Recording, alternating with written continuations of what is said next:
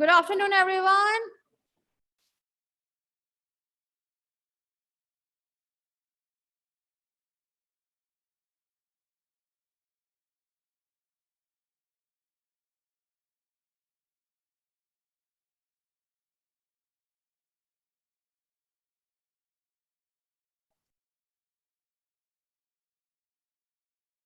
चलिए ultra structure में लिखिएगा आप लोग, ठीक है।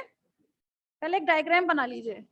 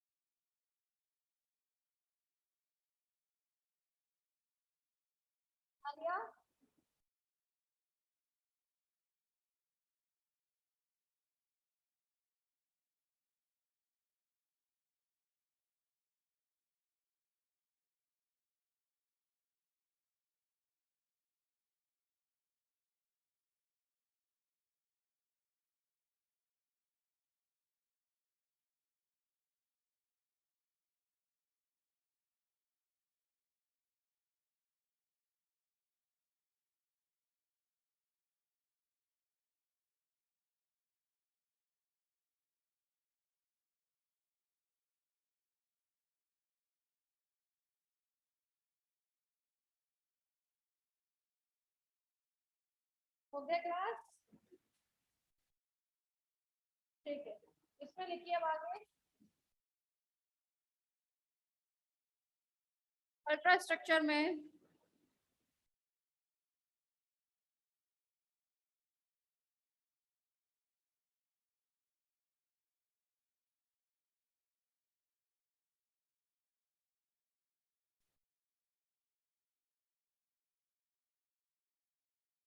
the fine structure of ribosome.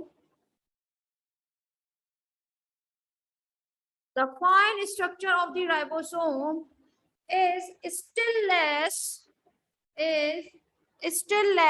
worked out.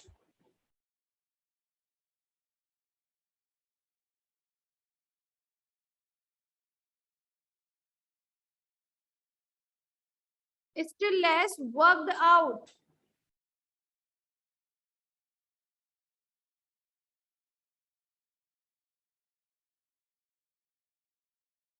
(50S) subunit of 50S subunit of 70S ribosome is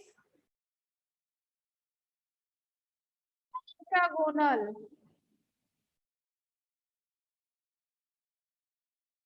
Pentagonal in shape.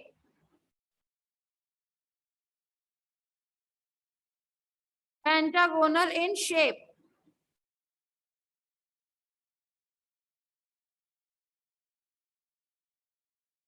In the center of this subunit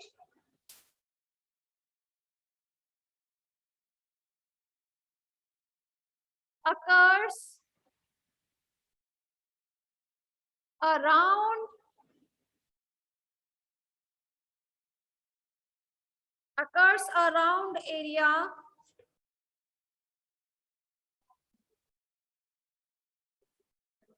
area which is observed a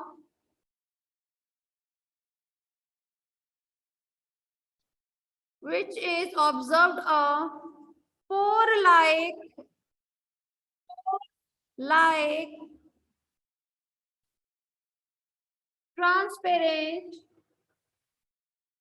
transparent area in the 50S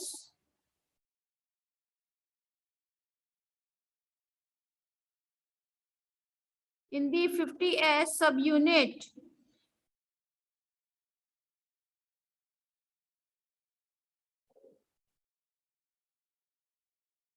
In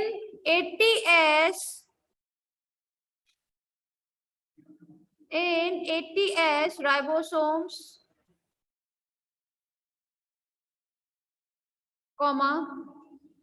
the 60S ribosomal subunit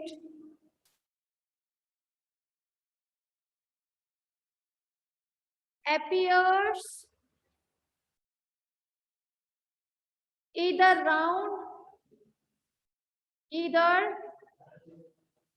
round with two convex sides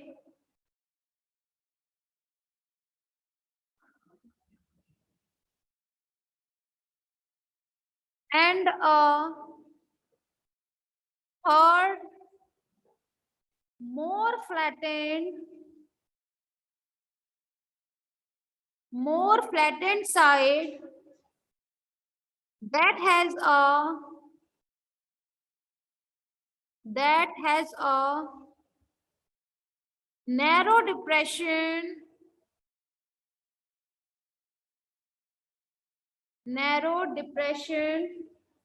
in the middle.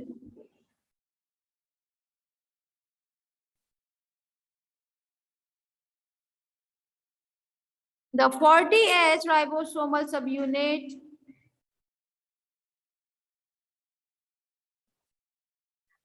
is elongated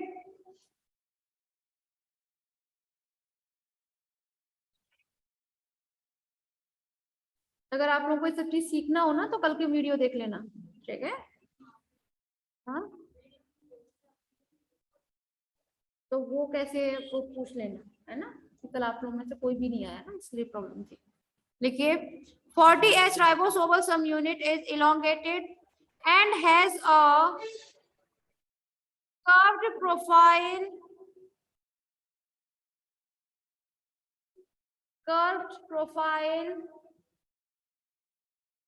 with a convex and a concave side.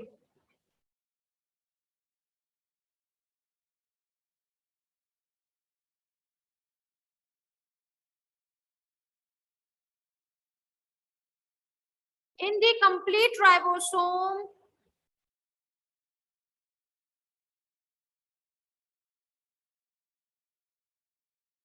smaller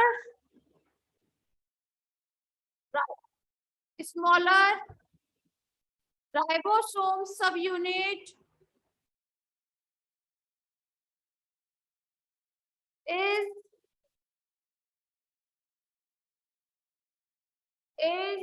attached by the concave side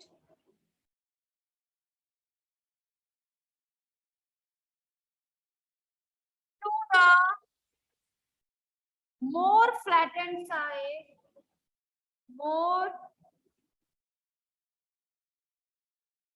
flattened side of the large subunit.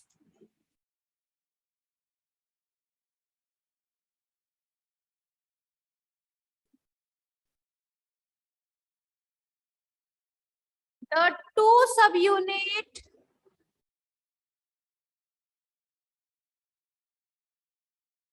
two subunit unite in a such manner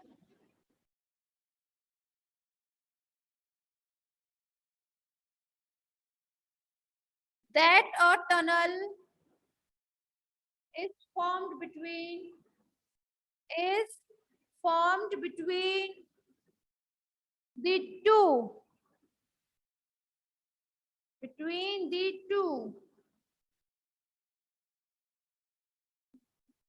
आप लोगों ने कभी सुना है, मैंने बताया वो कभी इस टनल के बारे में जिक्र हुआ था, परसों बताया है ना टनल, बस वही चीज। ठीक है, नेक्स्ट देखिएगा chemical composition. Chemical composition heading,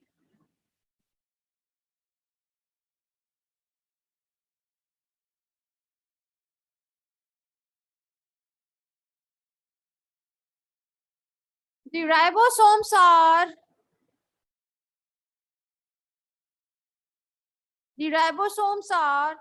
chemically composed of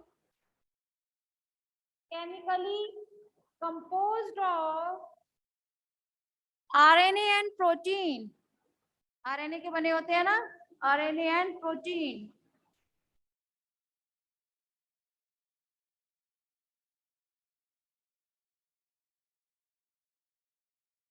In 70S and 80S ribosomes,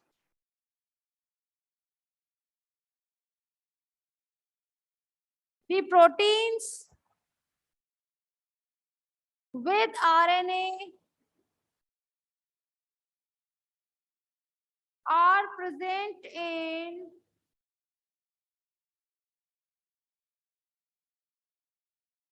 equal proportion.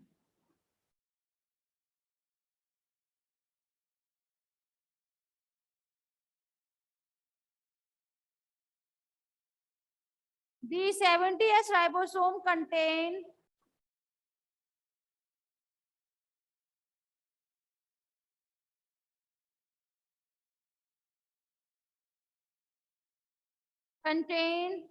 more RNA than protein.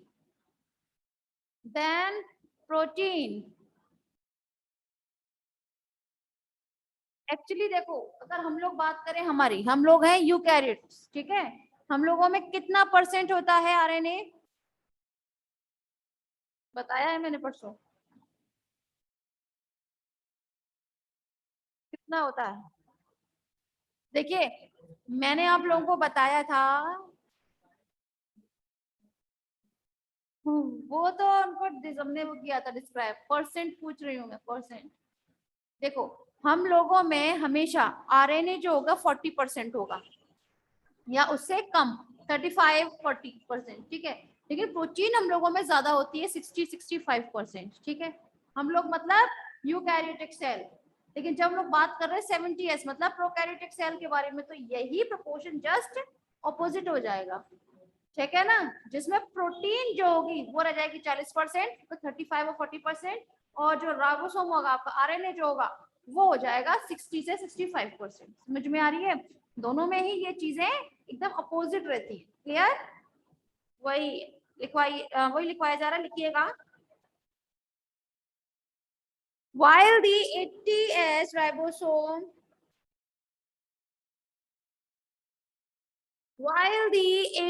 ribosome contain less RNA than the protein.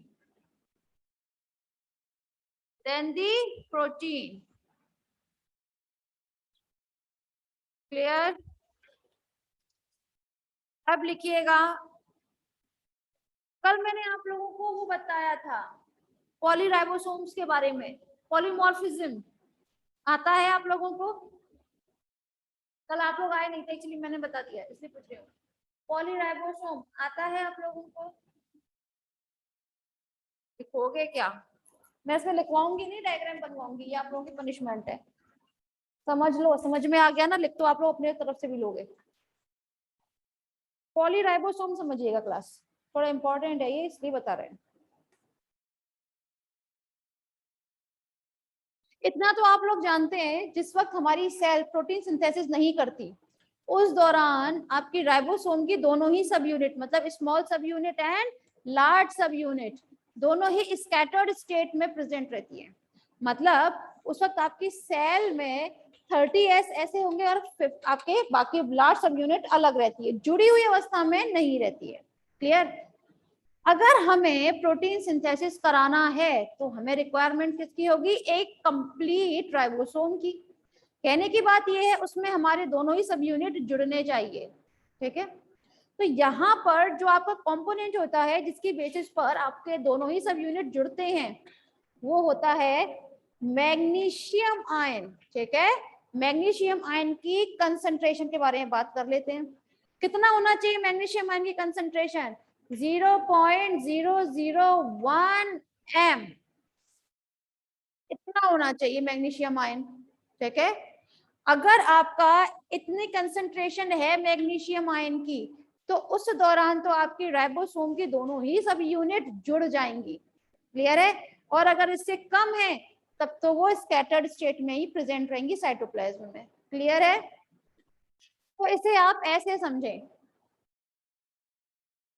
This is a small सब unit and this is a large सब unit. ठीक है, अलग अलग है इस वक्त। हमने इस वक्त हमारी सेल में मैग्नीशियम आयन की कंसंट्रेशन कितनी कर दी? 0.001 m। ठीक है, जिसकी वजह से आपकी दोनों ही सब यूनिट आपस में जुड़ गई। क्लियर है? समझ में आया? अब हमने क्या किया, हमने हमारी सेल में 0.001 m से थोड़ा सा इंक्रीज कर दिया मैग्नीशियम आयन कंसंट्रेशन। ठीक है, तो यहाँ जो हमें कंडीशन देखने के लिए मिलती है दैट इज अ डाइमर। क्या मिलता है? डाइमर। डाइमर मतलब होता है जहां पर आपकी दो राइबोसोम जुड़ जाते हैं। डाई मतलब दो, राइट? तो यहाँ पर जब हमने क्या किया था, हमारी 0.001 m मैग्नीशियम आयनिक कंसंट्रेशन थोड़ी सी बढ़ाई है, तो उस दौरान हमारे दो राइबोसोम, ये स्मॉल सब यूनिट लार्ज सब यूनिट, स्मॉल सब यूनिट लार्ज सब यूनिट। क्लियर है? तो उस वक्त आपको क्या कंडीशन देखने के लिए मिलती है? डाइमर। ठीक है, डाई मतलब सिर्फ इसमें दो ही जुड़ेंगे आकर। बट जब हम बात करें, जब हमने हमारी सी कंसंट्रेशन बहुत ज्यादा बढ़ा दी, बहुत ज्यादा इनहांस कर दी थी कंसंट्रेशन, तो उस वक्त हमें कंडीशन देखने के लिए मिलती है दैट इज अ पॉलीराइबोसोम। क्या हो जाता है?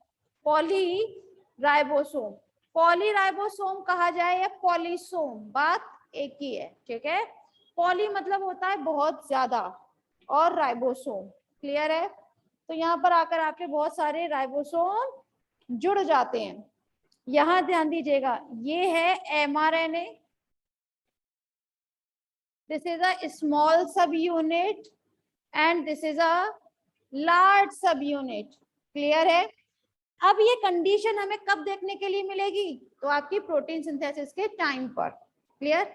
अगर हमारी सेल सिर्फ और सिर्फ एक टाइप की प्रोटीन बना रही है, सिर्फ एक प्रोटीन बना रही है, बस एक प्रोटीन, उस वक्त आपकी 4 to 6 राइबोसोम mRNA पर आकर जुड़ जाएंगे। लेकिन अगर हमारी सेल बहुत ज्यादा टाइप की प्रोटीन बना रही है, 2 से 3 टाइप की प्रोटीन अगर बना रही है, तो वहां पर आपके 30 तक राइबोसोम mRNA पर जुड़ जाते हैं। समझ में आ रही है? तो राइबोसोम का एक बड़े नंबर पर, ठीक है, mRNA पर जुड़ने की जो प्रोसेस होती है उसी को हम लोग पॉलीराइबोसोम या पॉलीसोम के नाम से जानते हैं। ठीक है ना? याद रखने वाली बात यह है कि आप लोगों के राइबोसोम को जुड़ने के लिए जिस चीज की रिक्वायरमेंट होती है that is 0.001 m magnesium ion. Clear? इसी के बेसिस पर आपके ये सब चीजें जुड़ सकती हैं। क्लियर? डायग्राम बना लीजिएगा हेडिंग लिखकर। लिखिए पॉलीराइबोसोम। पॉलीराइबोसोम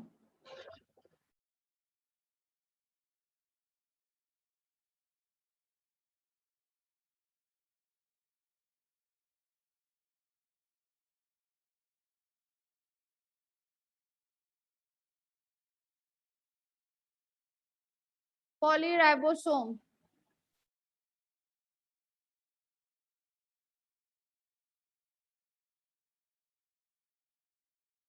लीनियर डायग्राम बना लीजिएगा ये, इसमें ज्यादा नहीं लिखवाना मुझे। डायग्राम से समझ में आ रहा है ना सब चीजें? बस।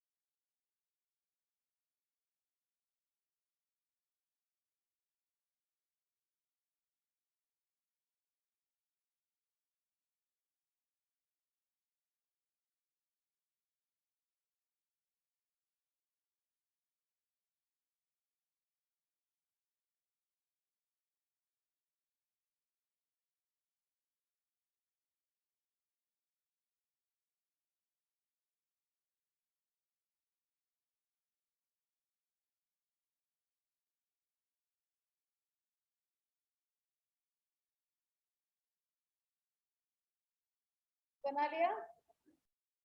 नेक्स्ट लिखिएगा फिर हेडिंग।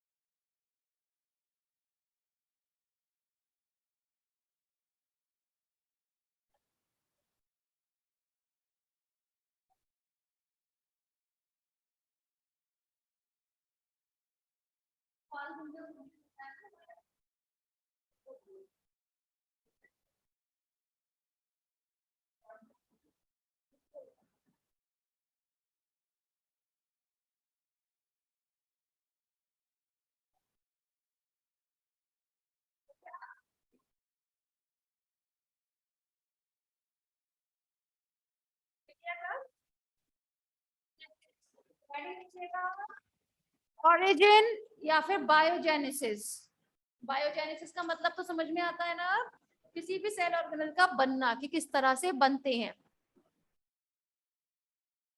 अच्छा, ध्यान दीजिएगा। आप लोग जानते हैं राइबोसोम दो चीजों से मिलकर बने होते हैं, आरआरएनए एंड प्रोटीन। ठीक है?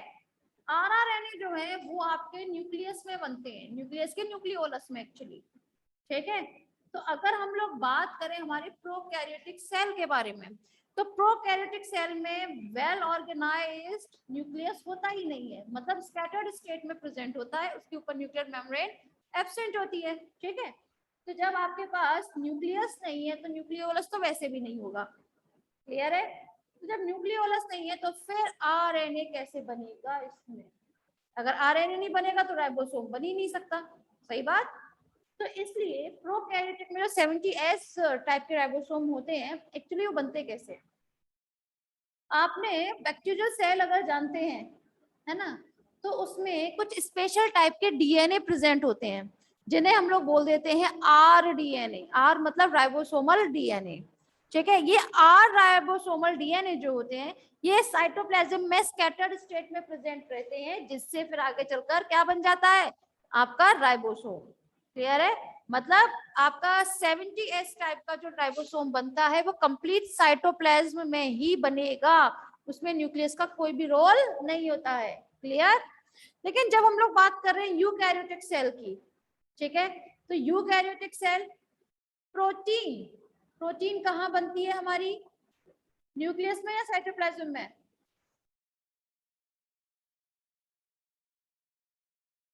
कहाँ बनती है protein?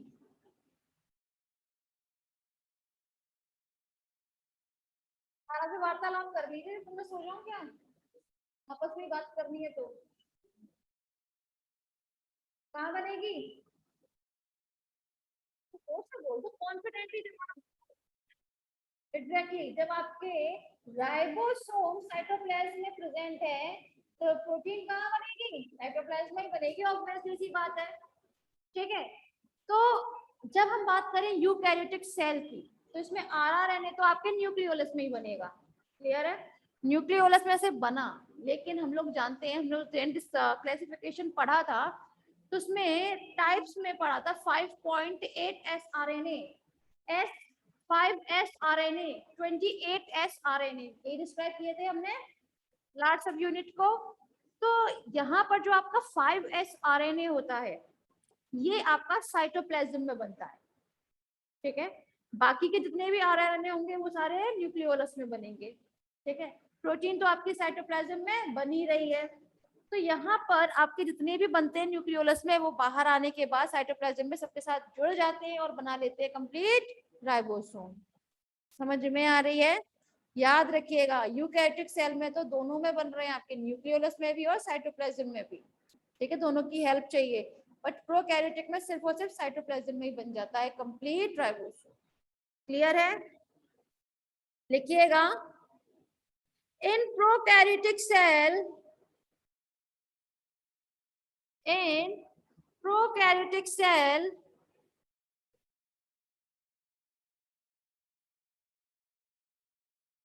ribosomes are formed inside the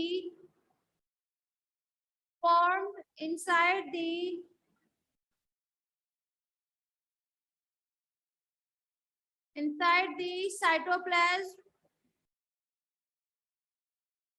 because of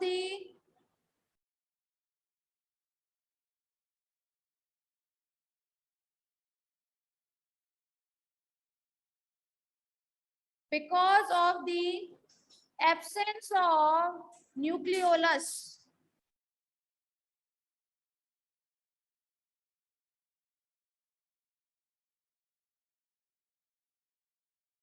In case of eukaryotic cell,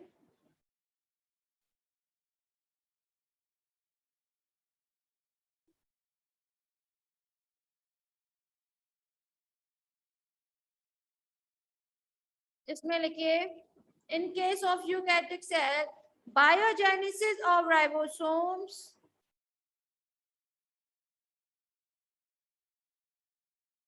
occur in nucleolus.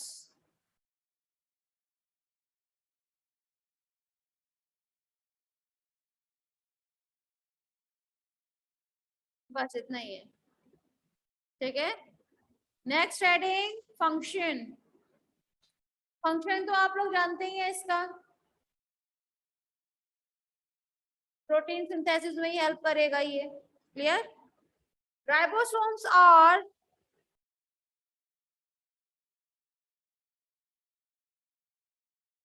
described as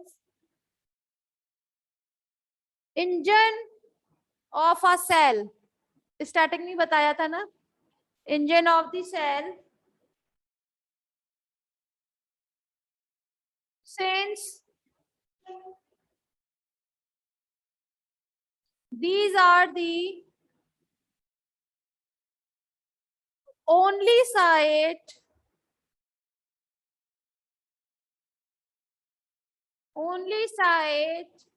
where amino acid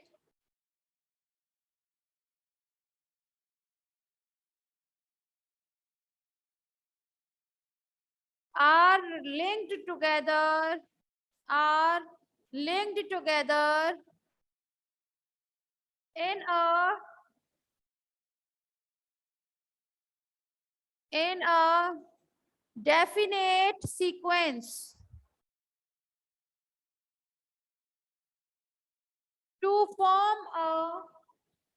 to form a polypeptide chain. And finally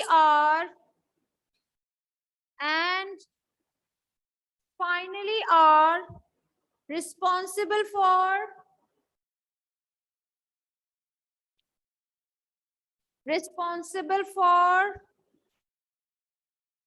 protein synthesis. Okay. Next लिखिएगा, topic start होगा Golgi body. मैंने कल समझा दी है Golgi body.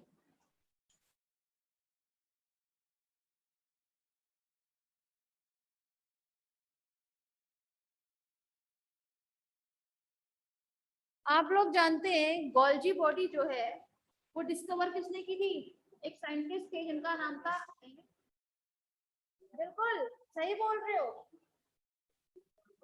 बिल्कुल Camillo Golgi ने की थी। ठीक है, डिस्कवर किया था इसे।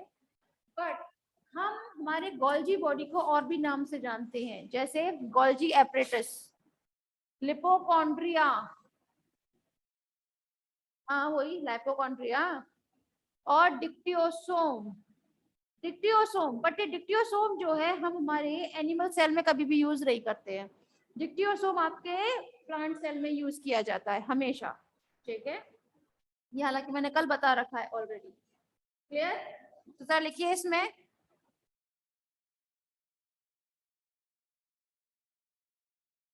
कल अकरेंस वगैरह सब कंप्लीट हो चुका है, आज ओरिजिन बताना था मुझे डायरेक्ट गोल्जी बॉडी का formation.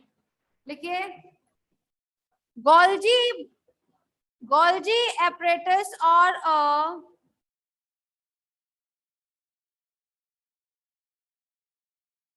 Golgi apparatus or a cluster of cluster मतलब group, cluster of smooth membranes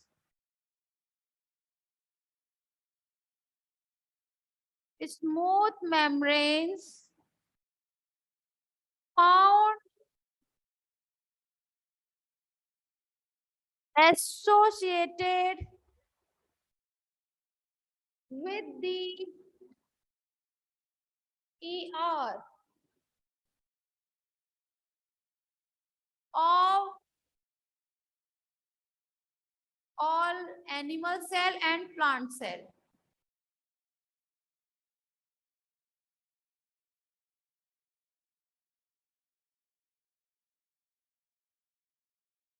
Next heading history.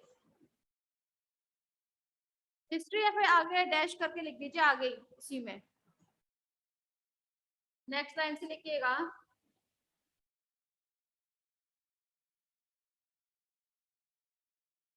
the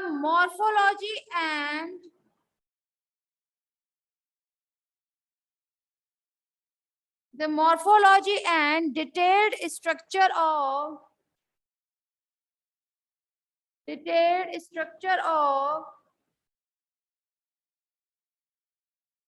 Golgi body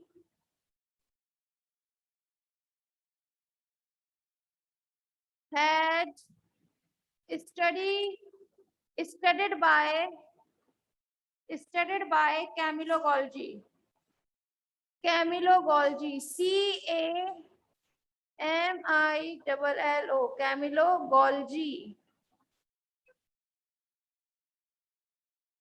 Camillo Golgi ने भी, मैंने कल हालांकि बताया है, किसमें की थी?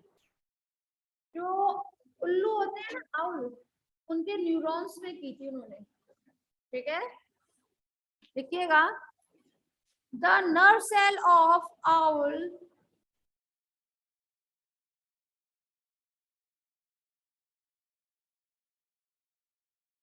ठीक है,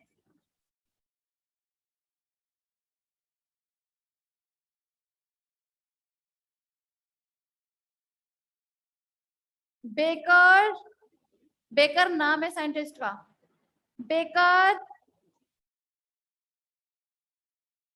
baker had given some other names of Golgi body,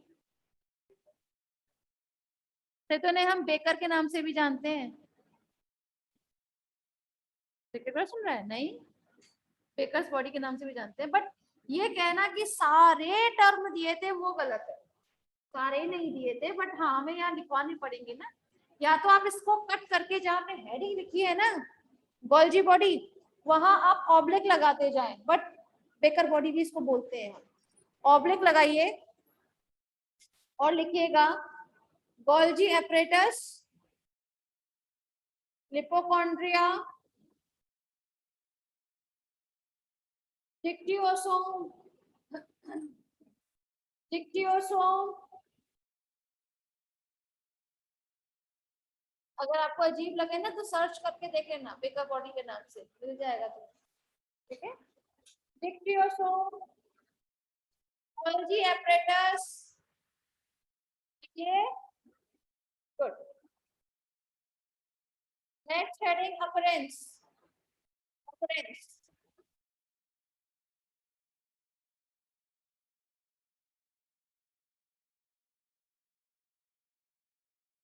हाँ भाई गोल्जी बॉडी किसमें प्रेजेंट होती है, तो आपकी सभी यूकैरियोटिक सेल में प्रेजेंट होगी सिर्फ मैच्योर आरबीसी को छोड़कर, लेकिन प्रोकैरियोटिक सेल में ये एब्सेंट होगी, क्लियर है, लिखिएगा Golgi body is found, Golgi body is found in all living cell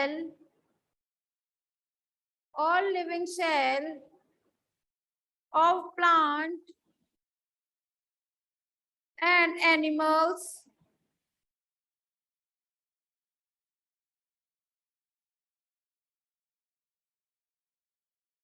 except the prokaryotic cell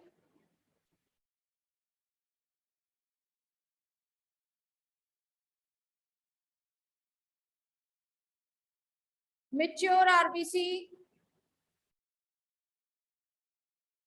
sperms, fungi,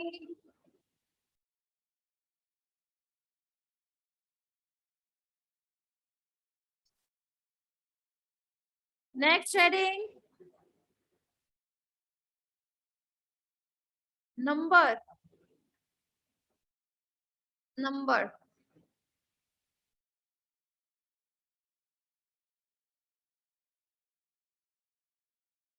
लिखिएगा इसमें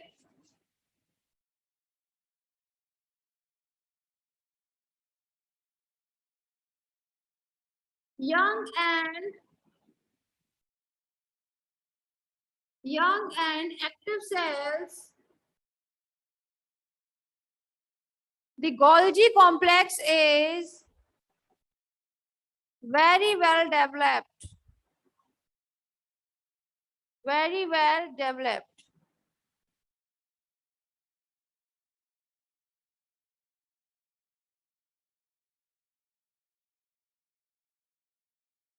मतलब ऐसी सेल जो बहुत ज्यादा एक्टिव होती हैं उनमें आपका गोल्जी एपरेटस ज्यादा देखने के लिए मिलेगा, और उसमें भी अगर हम आप लोगों ने पहले ही पढ़ा होगा 12th में, तो आप गोल्जी बॉडी को 3 फॉर्म्स में स्टडी करते हैं, vesicle, minute vesicle and cisternae, right, तो यह सिस्टर्नी जो होता है वो एक के ऊपर एक प्रेजेंट होता है 3 से 12 तक, ठीक है, तो जरा 1 मिनट देख लीजिए आप, कल बता चुकी हूँ ऑलरेडी, बट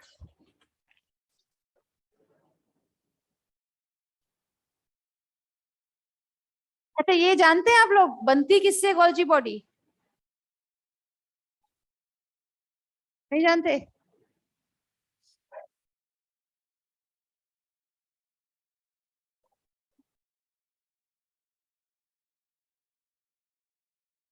ऐसे मानिएगा अगर हम फॉर्मेशन के बारे में बात करें तो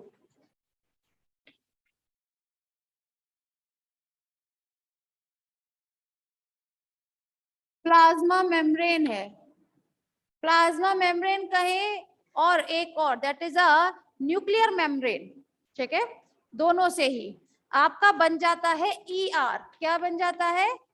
ER, एंडोप्लाज्मिक रेटिकुलम।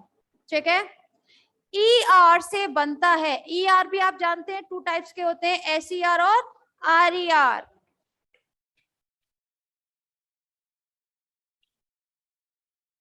SER से ही आपका क्या बन सकता है? Golgi body. ठीक है ना, लेकिन एक खास बात समझनी है आप लोगों को, ऐसा नहीं है कि RER से गोल्जी बॉडी नहीं बन सकते हैं, उससे भी बन सकते हैं, बट उससे बनाने के लिए जो चीज चाहिए हमें वो है RER। क्यों बोलते हैं? उस पर राइबोसोम प्रेजेंट होते हैं, तो उसका रफ सरफेस हो जाती है। एम आई राइट? तो यहाँ पर अगर हम RER में से राइबोसोम को हटा दें तो वो कन्वर्ट हो जाती है SER में। क्लियर? SER जो है फिर आगे चलकर क्या बनाएगी आपका? समझ में आया? तो गोल्जी बॉडी जो है हमेशा ER से बनती है, याद रखिएगा आप लोग। क्लियर? गोल्जी बॉडी आगे चलकर ये क्या बनाएगी? तो लाइसोसोम। ये आप लोगों को लीनियर डायग्राम याद होना चाहिए। क्लियर है कि हमेशा प्लाज्मा मेम्ब्रेन या जो न्यूक्लियर मेम्ब्रेन होता है उससे बनता है ER, ER से बनेगा गोल्जी बॉडी, गोल्जी बॉडी से आगे चलकर लाइसोसोम बनेगा। क्लियर? दूसरी खास बात, एक डायग्राम बनाइएगा। हेडिंग लिखी थी आप लोगों ने कुछ? स्ट्रक्चर नहीं लिखी? हेडिंग लिख लीजिए, अल्ट्रा स्ट्रक्चर। Ultra structure.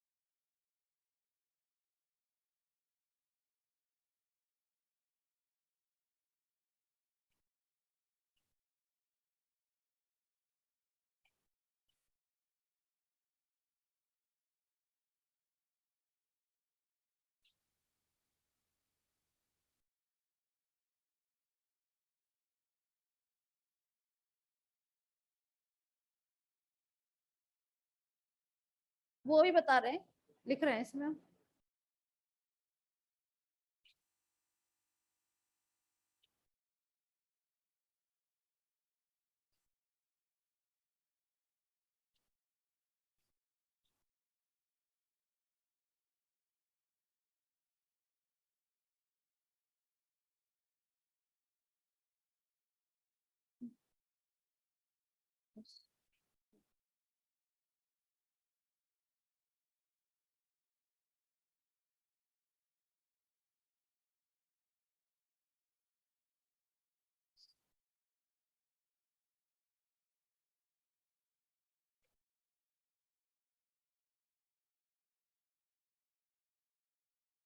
बनाइए।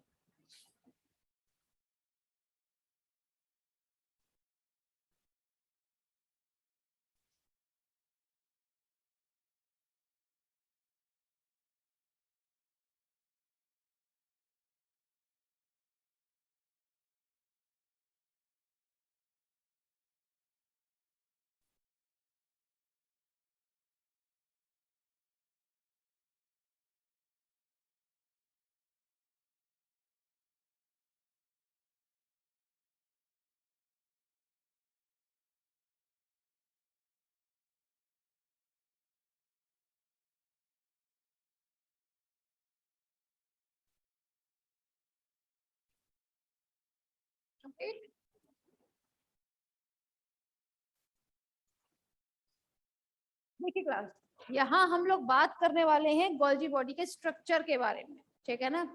स्ट्रक्चर में सबसे पहले पता होना चाहिए ओरिजिन कैसे होगा। तो सबसे पहले ई आर में भी एसईआर हम मानकर चल रहे हैं, ठीक है ना। एसईआर पहले जो गोल्जी बॉडी की फॉर्मिंग साइट होती है उस तरफ जाएगी, जाने के बाद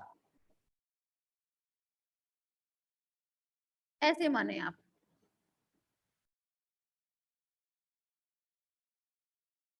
ये एक ईआर शो किया है आपके सामने, ठीक है।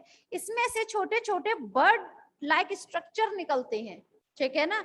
बर्ड सब समझते हैं, सबने 12th में पढ़ा होगा बडिंग प्रोसेस, है ना। बर्ड लाइक स्ट्रक्चर निकलते हैं, ये बर्ड लाइक स्ट्रक्चर फिर बडिंग प्रोसेस के थ्रू क्या हो जाते हैं, यहाँ से टूट जाते हैं और छोटे छोटे माइन्यूट वेसिकल के फॉर्म में यहाँ से गोल्जी बॉडी बनना शुरू हो जाती है। यहाँ पर ये चीज जो शो की गई है that is a forming site of Golgi body. समझ में आ रही है, क्लियर है। तो यहाँ पर क्या हुआ, जो आपका फॉर्मिंग साइट था गोल्जी बॉडी का, वहां पर ईआर आए, उसमें से ईआर में से बर्ड लाइक स्ट्रक्चर निकले, बडिंग प्रोसेस में से होते हुए फिर छोटे छोटे आपके वेसिकल्स वो दिखने लगे हमें, ठीक है। तो यहाँ पर जो आपका क्लस्टर है वेसिकल्स का, ठीक है ना, माइन्यूट वेसिकल्स का जो क्लस्टर है उसे हम लोग बोल देते हैं दैट इज अ सेक्यूल। सेक्यूल को हिंदी में बोले तो दैट इज अ गुच्छा, गुच्छा सब समझते हैं, ठीक है ना। तो यहाँ पे सेक्यूल हम टर्म देंगे। अच्छा, यहाँ पर जैसे कि उन्होंने मुझसे बोला था अभी सिस और ट्रांस का क्या हुआ है। सिस और ट्रांस आप लोग जानते हैं ये एक दूसरे के अपोजिट साइड रहती हैं। सिस मतलब जो इसके फॉर्मिंग साइड पे प्रेजेंट होगा, क्लियर। फॉर्मिंग साइड के जस्ट अपोजिट साइड जो होती है that is a maturing phase. Maturing phase कहें चाहे मैच्योरिंग साइट बोल सकते हैं। इस साइट को हम लोग टर्म क्या दे देते हैं, ट्रांस फेज। आप लोग जानते हैं कि यहाँ पर जो आपका मैच्योरिंग फेज है और एक फॉर्मिंग फेज, ये दोनों हमेशा टू टाइप के स्ट्रक्चर शो करते हैं that is a convex and concave side, ठीक है। Convex, this is a convex and this is a concave, ठीक है। तो कॉन्वेक्स, ये जो इसका फॉर्मिंग साइड होता है ये हमेशा कैसे शो करेगा, ये कॉन्वेक्स के जैसे, ठीक है। वहीं अगर हम बात करें कॉनकेव साइड की, तो कॉनकेव साइड ये, क्लियर है, यही चीज तो शो कर रहा है, ये समझ में आ रही है। ये this is a concave side. Convex side हमेशा क्लास किस तरफ प्रेजेंट रहती है आपकी, तो कॉन्वेक्स हमेशा आपकी जो न्यूक्लियर मेम्ब्रेन होगी उस तरफ प्रेजेंट होगी। देखिए मैंने लिखवाया भी है, कॉन्वेक्स हमेशा कहाँ प्रेजेंट होती है, न्यूक्लियर मेम्ब्रेन की तरफ, जबकि आपका जो दूसरा फेज होगा, ठीक है, मैच्योरिंग फेज, या हम कहें हमारा कॉन्केव फेस, वो हमेशा आपका प्लाज्मा मेम्ब्रेन या प्लाज्मा लेमा की तरफ प्रेजेंट रहता है। क्लियर है? चलिए, यहां तक तो बात समझ आई कि यहाँ पर सेक्यूल्स बने थे। सेक्यूल्स धीरे धीरे फ्यूज होते हैं और थोड़े से बड़े शेप के बन जाते हैं। स्टार्टिंग में जब फॉर्मिंग साइट पर आपकी गोल्जी बॉडी बनते हैं तो कैसे होंगे, ड्रॉप लाइक स्ट्रक्चर में होंगे, लेकिन जैसे जैसे फ्यूज होते जाते हैं वैसे वैसे वो बड़े हो जाते हैं और क्या बन जाते हैं, सिस्टर्नी फॉर्म कर लेते हैं। क्लियर? आप लोग जानते हैं कि जो गोल्जी बॉडी होती है कैसी होती है, डबल मेम्ब्रेनस होता है। कैसा होगा, डबल मेम्ब्रेनस है। ठीक है, जाहिर सी बात है डबल मेम्ब्रेनस है तो उसकी मेम्ब्रेन जो है वो किसकी बनी होगी, मेम्ब्रेन किसकी बनी होती है, एग्जैक्टली लिपोप्रोटीन की, मतलब लिपिड एंड प्रोटीन। ठीक है, लिपिड बीच में होता है, प्रोटीन ऊपर नीचे प्रेजेंट होता है, बताया था। तो यहाँ पे दोनों ही मेम्ब्रेन जो होंगी वो लिपोप्रोटीन की बनी होती हैं। अगर हम इनका साइज की बात करें, कितना थिकनेस होती है, तो अप्रोक्स देखने के लिए मिलेगी कुछ 60 टू 70 एंगस्ट्रॉम। किसकी, ये जो आपकी मेम्ब्रेन है ना, इसके बारे में बात कर रहे हैं हम। क्लियर है? यहाँ पर ये जो मैंने सिस्टर्नी बनाया हुआ है, ठीक है, सिस्टर्नी की दोनों ही मेम्ब्रेन के यहाँ पर बीच में एक स्पेस प्रेजेंट रह देता है जिसको हम बोल देते हैं इंटरसिस्टर्नल स्पेस। इंटरसिस्टर्नल स्पेस होगा अप्रोक्स 60 टू 90 एंगस्ट्रॉम। क्लियर है? इंटरसिस्टर्नल स्पेस कितना शो कर रहा है, ये 60 टू 90 एंगस्ट्रॉम। इसमें साइड में कुछ राउंड लाइक स्टोरी, गोल गोल जैसी हमें शेप देखने के लिए मिलती हैं जो आगे चलने पर इससे अलग हो जाती है। ठीक है, सिस्टर्नी में हमेशा से आपके कुछ एंजाइम्स वगैरह जो होंगे वो स्टोर्ड रहते हैं। ठीक है, जो भी आप लोगों का ग्लाइकोप्रोटीन है या जो भी कुछ है वो हमेशा गोल्जी बॉडी के आपके इसमें प्रेजेंट रहते हैं। क्लियर है? उसके बाद मैंने बताया था गोल्जी बॉडी आगे चलकर किसमें बदल रही है, लाइसोसोम में। ठीक है, तो क्या होगा, ये थोड़े थोड़े टाइम के बाद इसमें से कुछ सिक्रेटरी वेसिकल जो है वो इसमें से अलग हो जाती हैं। सिक्रेटरी वेसिकल आगे चलकर क्या बना लेंगी, आपका लाइसोसोम। आप जानते हैं गोल्जी बॉडी तो होती है डबल मेम्ब्रेनस, लेकिन लाइसोसोम होता है सिंगल मेम्ब्रेनस। ठीक है, तो गोल्जी बॉडी के जितना भी आपका सिक्रेटरी प्रोडक्ट होते हैं वो भी धीरे धीरे करके किसमें पहुंच जाएंगे, लाइसोसोम में पहुंचेंगे, जब बनी उसी से रहे हैं तो। एम आई राइट? दूसरी खास बात, अगर हम बात कर रहे हैं यहाँ पे गोल्जी बॉडी की, तो गोल्जी बॉडी किस किस चीज का सिक्रेशन करती है, तो याद रखिएगा ये मोस्टली सिक्रेशन करेगी आपकी ग्लाइकोप्रोटीन का। ठीक है, किसका सिक्रेशन करती है, ग्लाइकोप्रोटीन का सिक्रेशन करती है, पेप्टिक का सिक्रेशन करेगी, साथ पेप्टिक, पेप्टिड का सिक्रेशन करती है, म्यूसिन, कभी सुना है म्यूसिन टर्म, म्यूसिन का भी ये सिक्रेशन करती है। एक्चुअली ये सिंथेसाइज करती है कुछ चीजों को, ये बनाती भी है अपने अंदर Golgi body, that is a carbohydrate. Carbohydrate को ये बनाती है, याद रखिएगा, कार्बोहाइड्रेट को ये क्या करेगी, बनाती है। ग्लाइकोप्रोटीन किस किस चीज से मिलकर बने हुए हैं, ग्लाइको एंड प्रोटीन। प्रोटीन तो समझ में आ रही है, चलिए प्रोटीन के लिए तो राइबोसोम की जरूरत थी जो हमें यहाँ से मिल गए। क्लियर है? लेकिन जो आपका ग्लाइको है, ग्लाइको मतलब ग्लूकोज, ग्लूकोज मतलब कार्बोहाइड्रेट, तो कार्बोहाइड्रेट को तो यही बना रही है, समझ में आ रही है? तो ये अपने अंदर ग्लाइकोप्रोटीन को भी स्टोर्ड करके रखती है। क्लियर है ये बात? तो इस तरह से हमने बात की है अभी गोल्जी बॉडी की। गोल्जी बॉडी को भी हम 3 पार्ट्स में डिवाइड करते हैं। अगर हम टाइप स्टडी करेंगे तो कितने टाइप्स होते हैं इसके, 3 टाइप्स। फर्स्ट हो जाता है, अगर हम फ्लैट एकदम फ्लैटेंड स्ट्रक्चर की बात करें, that is a cisternae, and second is minute vesicle and other is secretory vesicle. समझ में आ रही है? थोड़े से बड़े शेप के जो रहेंगे। 3 kinds of Golgi body present होते हैं हमारी सेल के अंदर। कितने बच्चों को समझ नहीं आया ये गोल्जी बॉडी का, बताएं आप। क्लियर है? ठीक है, तो एक काम करते हैं, आज के लिए इतना ही, बाकी लिखवाएंगे हम कल। ठीक है।